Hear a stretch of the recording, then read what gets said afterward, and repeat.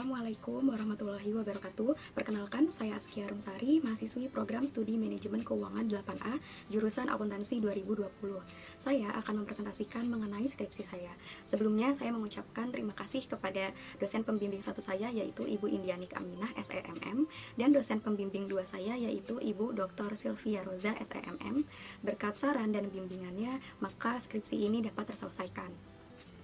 Judul penelitian saya yaitu penilaian saham dengan mempertimbangkan analisis fundamental sebagai dasar pengambilan keputusan investasi, studi pada perusahaan subsektor hotel, restoran, dan pariwisata yang terdaftar di Bursa Efek Indonesia periode 2014 sampai dengan 2019. Pertama, saya akan menjelaskan mengenai latar belakang penelitian. Perusahaan subsektor hotel, restoran, dan pariwisata merupakan salah satu industri potensial yang dikembangkan di Indonesia. Seperti kita tahu bahwa Indonesia memiliki keindahan alam dan keunikan budaya tersendiri. Kini setiap orang dapat dengan mudah untuk membuat perjalanan wisata tersendiri. Dengan adanya pertumbuhan yang positif ini, menyebabkan perusahaan di subsektor ini melakukan pelayanan terbaik untuk meningkatkan kinerja perusahaan. Salah satu yang dilakukan oleh perusahaan adalah dengan melakukan pendanaan. Pasar modal sendiri merupakan alternatif pendanaan bagi perusahaan untuk meningkatkan pendapatan perusahaan dan memberikan kemakmuran bagi masyarakat. Salah satu investasi yang digemari oleh investor adalah investasi saham. Namun, kegiatan investasi ini memiliki risiko dan sulit untuk diprediksi. Oleh karena itu, investor perlu melakukan penilaian saham sebelum memutuskan untuk menginvestasikan dananya. Penilaian saham dilakukan dengan analisis fundamental, yaitu memperkirakan harga saham yang akan datang dan mengestimasi nilai faktor-faktor fundamental yang dapat mempengaruhi harga saham yang akan datang. Teori sinyal menyatakan bahwa perusahaan yang berkualitas baik akan memberikan sinyal positif. Informasi yang diberikan oleh perusahaan berupa laporan tahunan yang berbentuk informasi akuntansi. Dalam analisis fundamental, salah satu pendekatan untuk penilaian saham adalah price earning ratio. Rasio ini digunakan oleh investor sebagai indikator atas laba di masa depan yang mampu diperoleh oleh perusahaan. Besarnya price earning ratio dapat digambarkan oleh rasio keuangan seperti profitabilitas yang diukur oleh return on equity, kemudian solvabilitas yang diukur dengan debt to equity ratio, dan rasio likuiditas yang diukur dengan current ratio. Berdasarkan teorinya, ROE meningkat menunjukkan semakin besar dan efektif kinerja perusahaan dalam menghasilkan laba. Oleh karena itu, dapat meningkatkan PER perusahaan. Kemudian untuk DER, apabila DER-nya tinggi, maka semakin besar risiko kegagalan yang dialami perusahaan. Oleh karena itu, menimbulkan penurunan pada PER. Sedangkan pada current ratio, berdasarkan teorinya, apabila current ratio meningkat, maka earning perusahaan juga akan mengalami peningkatan. Begitu pula dengan PER perusahaan juga akan meningkat. Namun, terdapat ketidaksesuaian dengan teori yang ada. Salah satunya terlihat pada PT Pembangunan Jaya Ancol, di mana ROE meningkat namun tidak diikuti oleh peningkatan PER. Kemudian untuk debt to equity ratio, DER PT PJAA mengalami penurunan tetapi tidak diikuti oleh peningkatan PER. Sedangkan untuk current ratio, pada PT JIHD mengalami penurunan sementara PER justru meningkat. Sementara itu, terdapat juga ketidakkonsistenan antara hasil penelitian oleh peneliti terdahulu mengenai pengaruh return on equity, debt to equity ratio, dan current ratio terhadap price earning ratio. Tujuan dari penelitian ini yaitu menganalisis pengaruh ROE secara parsial terhadap PER, DER secara parsial terhadap PER, CR secara parsial terhadap PER, kemudian menganalisis pengaruh ROE, DER, CR secara simultan terhadap PER, dan memberikan rekomendasi keputusan investasi dari hasil penilaian saham ditinjau dari price earning ratio. Kemudian landasan teori, investasi adalah sebuah komitmen atas sejumlah dana yang dilakukan pada saat ini dengan tujuan memperoleh sejumlah keuntungan di masa yang akan datang. Saham adalah kertas yang tercantum dengan jelas nilai nominal, nama perusahaan, serta hak dan kewajiban yang telah dijelaskan pada setiap pemegangnya. Dalam analisis fundamental, faktor-faktor internal dianalisis dan digunakan sebagai sinyal bagi investor dalam mengukur kinerja perusahaan yang dapat dilihat salah satunya dari laporan keuangan. Salah satu alat ukur dalam menganalisis kondisi keuangan perusahaan yaitu dengan rasio keuangan. Penilaian saham dalam analisis fundamental dengan pendekatan rasio harga terhadap earning yaitu price earning ratio. PER adalah perbandingan antara harga pasar per lembar saham dengan laba per lembar saham.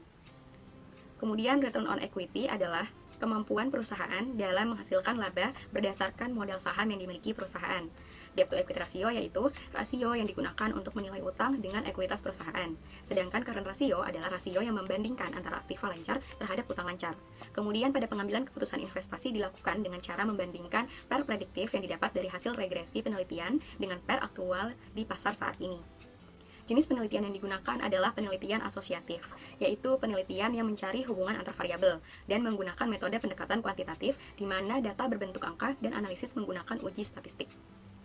Kemudian untuk menentukan sampel digunakan metode purposive sampling, yaitu teknik menentukan sampel dengan berbagai pertimbangan tertentu.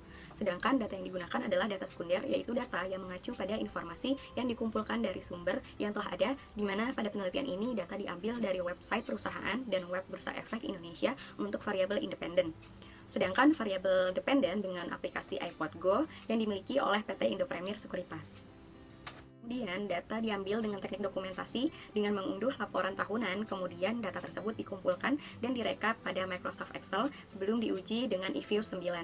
Metode analisis data dalam penelitian ini adalah metode analisis regresi data panel yang terdiri dari beberapa objek dan meliputi beberapa waktu. Sementara metode analisis mencakup 3 uji statistik.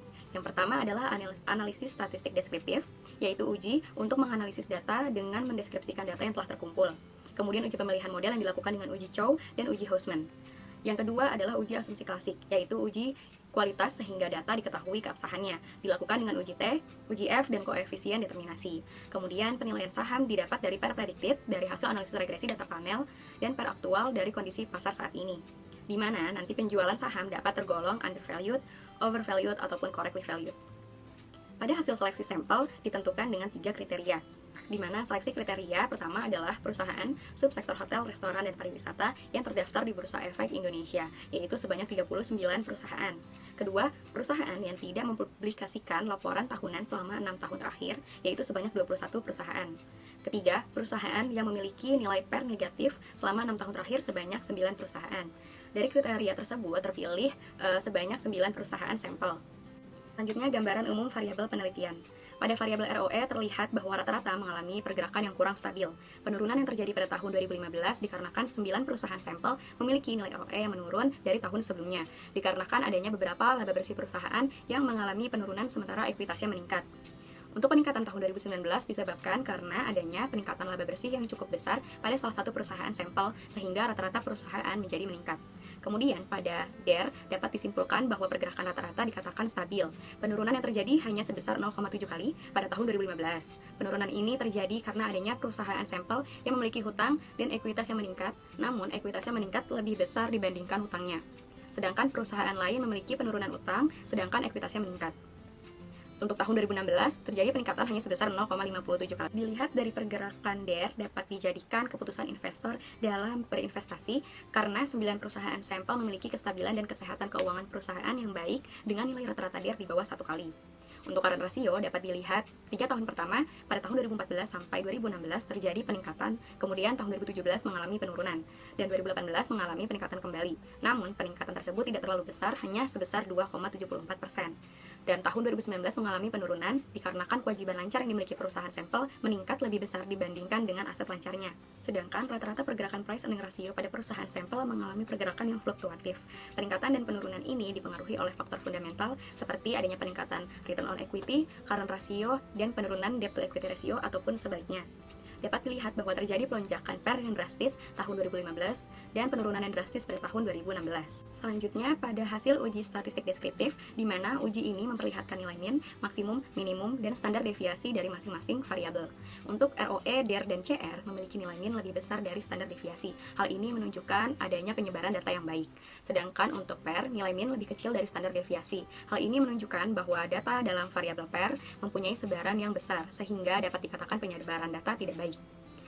Untuk uji Chow adalah uji yang membandingkan antara model estimasi PLS dengan FEM. Nilai probabilitas cross-section chi-square dapat dilihat menunjukkan 0,0139 yang lebih kecil dari alfa 5%, artinya model yang paling tepat adalah model FEM.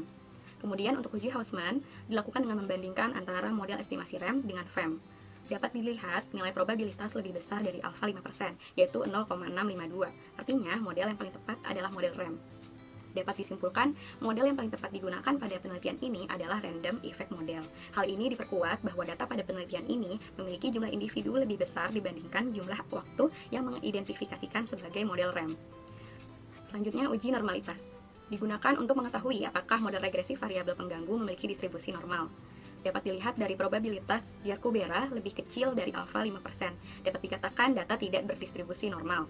Untuk mengatasi data tidak normal tersebut, maka dilakukan transformasi data dengan menggunakan model semilog, yaitu variabel dependen ditransformasikan dalam bentuk logaritma natural. Berikut adalah hasil uji normalitas setelah transformasi data. di mana nilai probabilitas Yerkubera lebih besar dari alfa 5%, yang dapat disimpulkan bahwa data variabel ROE, DER, CR, dan price earning ratio berdistribusi secara normal. Kemudian uji multikolinearitas. Dapat dilihat dari masing-masing variabel independen nilai koefisien korelasinya tidak lebih dari 0,8. Dapat dikatakan penelitian ini terbebas dari multikolinearitas.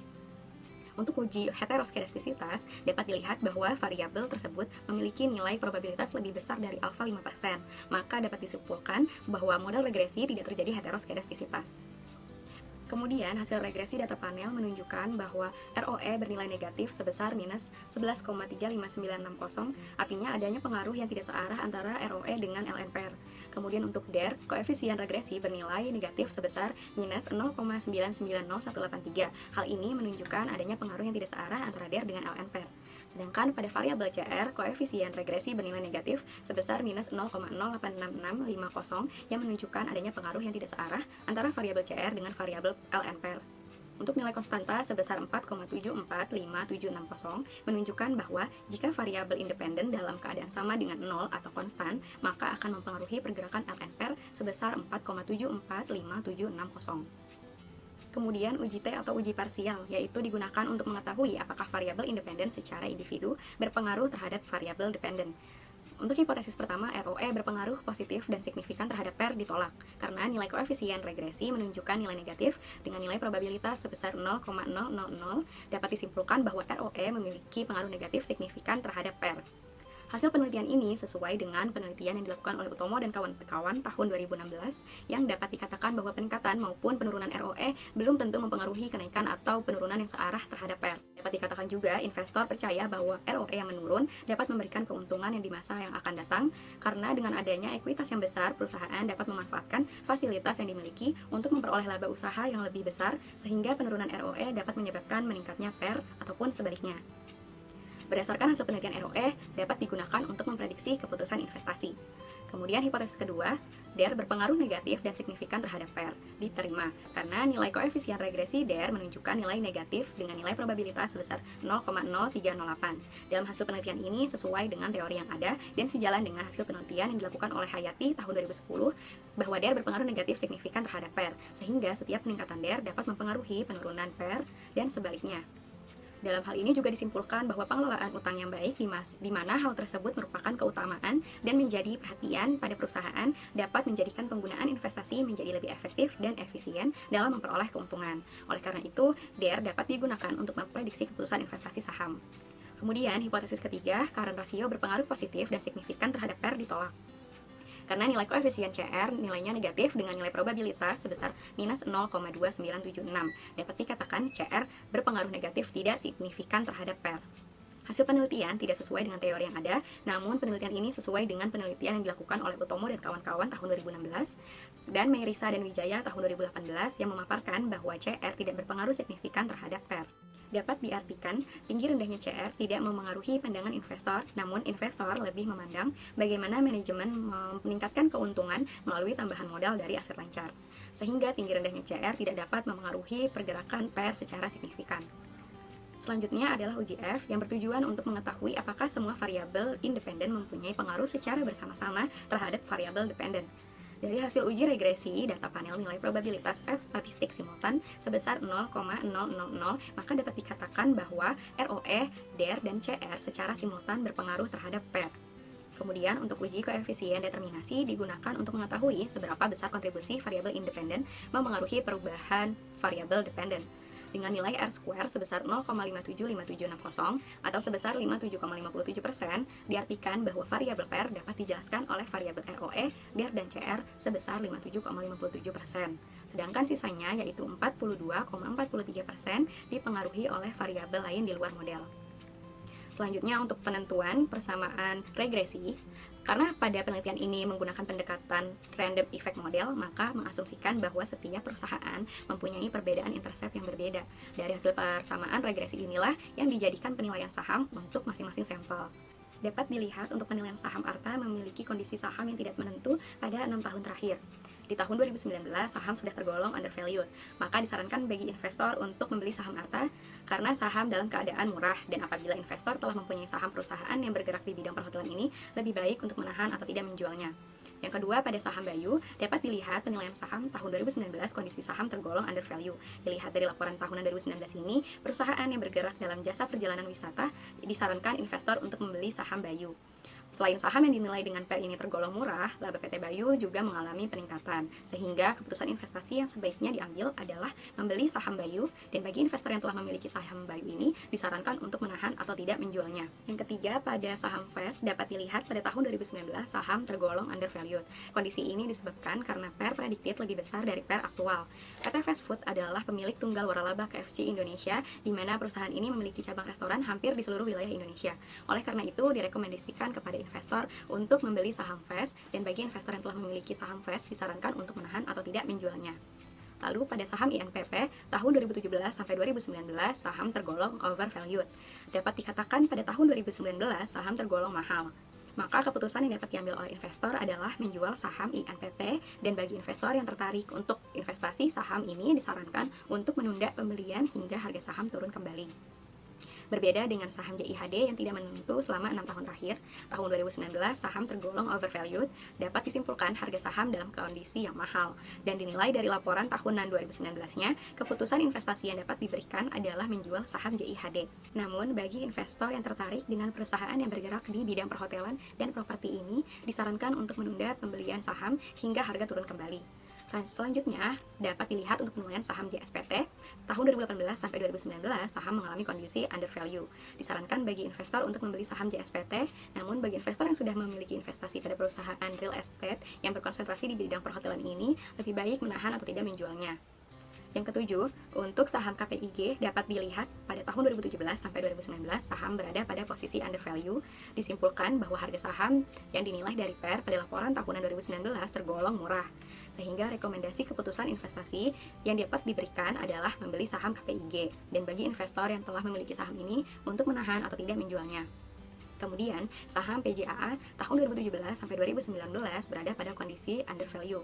Keputusan investasi yang dapat diberikan yaitu membeli saham PJAA, dan bagi investor yang telah memiliki saham PJAA lebih baik menahan atau tidak menjualnya.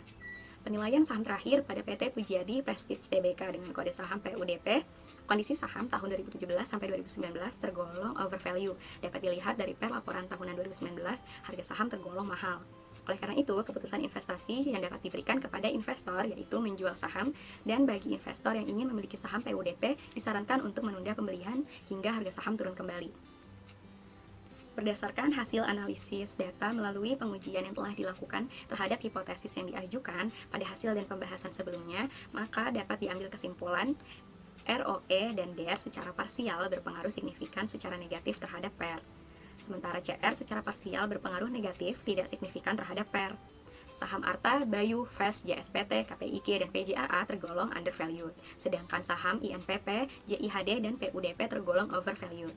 Dari kesimpulan tersebut, maka saran yang dapat diberikan adalah yang pertama, untuk akademis, pada penelitian selanjutnya diharapkan dapat menggunakan sektor atau subsektor lain dan menambahkan periode tahun penelitian terbaru agar dapat diketahui kondisi perusahaan dalam kurun waktu jangka panjang.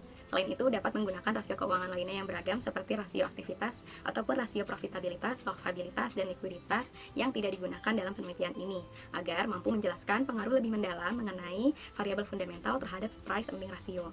Kemudian saran yang diberikan untuk investor adalah lebih baik investor membeli saham yang tergolong undervalued dan menjual saham yang tergolong overvalued. Kemudian investor juga sebaiknya memperhatikan penyebab naik turunnya ROE dan DER karena kedua rasio ini berpengaruh terhadap pergerakan PER.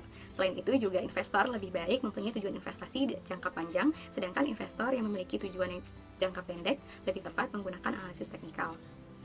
Kemudian saran untuk perusahaan sebaiknya manajemen dapat mengelola ekuitas yang besar untuk memberikan dividen kepada investor agar dapat meningkatkan kesejahteraan para investor. Dengan begitu diharapkan akan semakin banyak investor yang tertarik menanamkan modalnya pada perusahaan subsektor hotel, restoran, dan pariwisata. Demikian presentasi mengenai skripsi saya. Kurang lebihnya mohon maaf. Wassalamualaikum warahmatullahi wabarakatuh.